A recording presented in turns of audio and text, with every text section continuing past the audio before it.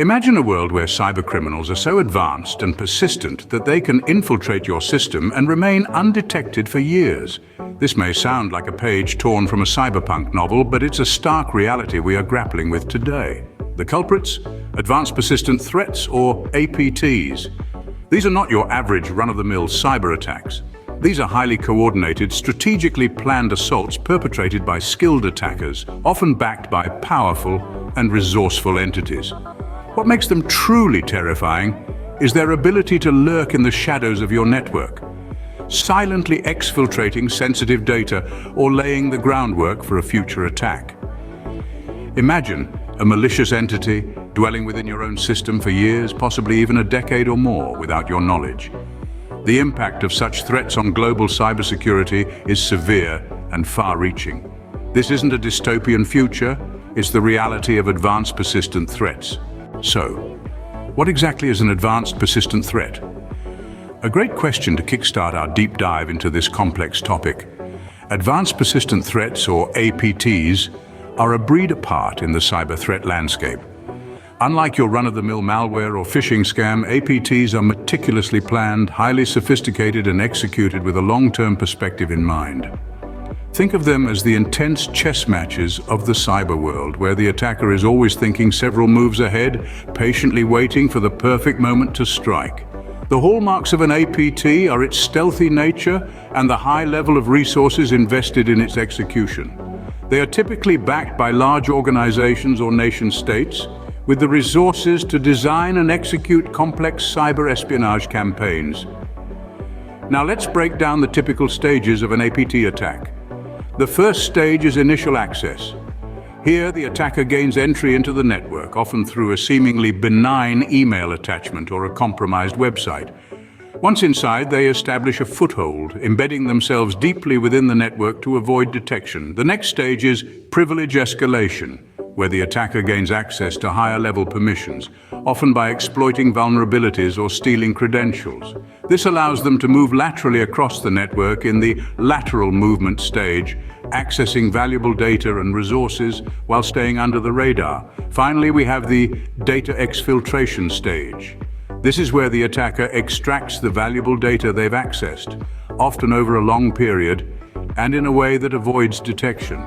This could be intellectual property, sensitive personal data, or anything else of value to the attacker. In essence, APTs are a continuous, covert, and targeted attack on a network with the goal of obtaining valuable information rather than causing immediate damage. They're like a slow, silent, and deadly poison, slowly infiltrating and extracting value over time. As you can see, APTs are not your average cyber threats. They're a whole new level of danger. Now that we understand what APTs are, let's delve into the different types. First up, we have state-sponsored APTs. These are advanced, persistent threats backed by national governments with the primary aim of gaining strategic advantage. Their targets are often infrastructural facilities, government institutions, and major corporations. They possess a high level of sophistication thanks to the vast resources at their disposal. They're often characterized by a long-term approach, with campaigns that could last several years. Next, we meet the cybercriminal APTs. Unlike their state-sponsored counterparts, these APTs are motivated by financial gain. They typically target banks, financial institutions, and individuals with high net worth.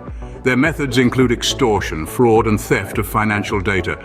Despite not having the same level of resources as state-sponsored APTs, they are no less dangerous, using innovative ways to bypass security measures. Finally, we have activist APTs, also known as hacktivists.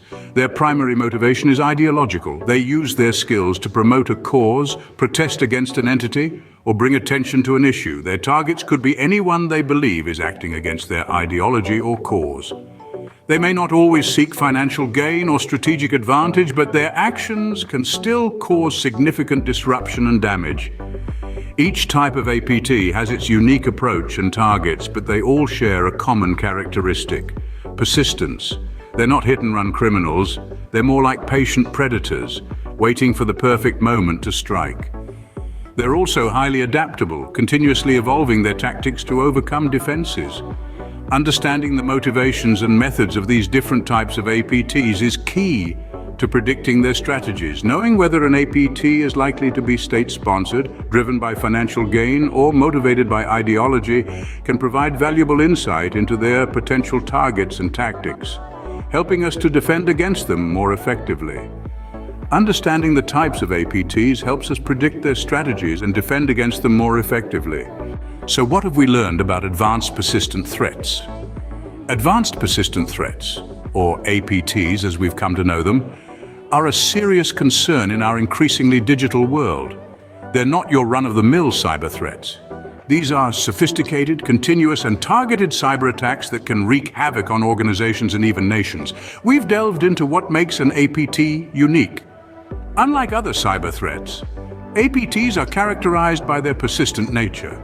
They're not hit-and-run attacks, rather they're more like stealthy infiltrations, quietly sitting in a system for months or even years, gathering information or laying groundwork for a larger attack. This low and slow approach is what allows them to slip under the radar and cause significant damage before they're detected. We've also explored the stages of an APT. It all starts with the reconnaissance phase, where the attackers identify their targets and gather information. Then comes the incursion phase, where they gain access to the target system. This is followed by the discovery phase, where they map out the system and identify valuable data.